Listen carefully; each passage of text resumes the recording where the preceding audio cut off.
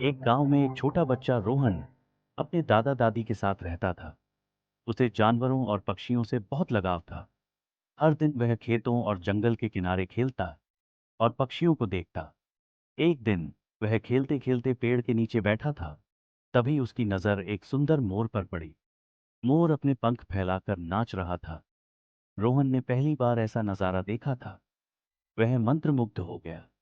मोर ने जैसे ही रोहन को देखा, डर कर भागने लगा, लेकिन रोहन चुपचाप बैठा रहा। कुछ देर बाद मोर समझ गया कि रोहन उसे नुकसान नहीं पहुंचाएगा। फिर वह धीरे धीरे उसके पास आया, कुछ दाने जमीन पर बिखेर दिए। कुछ दिनों तक वह रोज ऐसा करता रहा। कुछ समय बाद मोर ने उसे पहचानना शुरू कर दिया। धीरे धीरे वह पास आने लगा। अब मोर और बच्चा अच्छे दोस्त बन गए।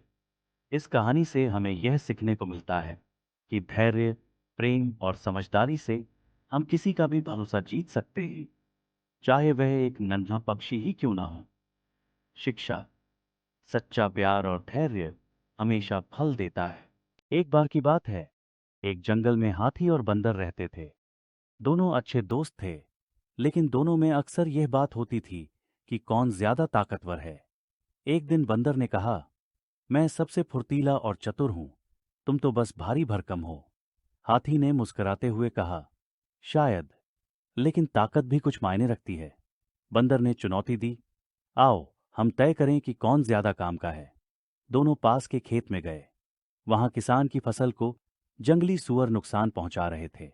बंदर पेड़ों पर चढ़कर निगरानी करने लगा और सुअरों को देखकर शोर मचाया।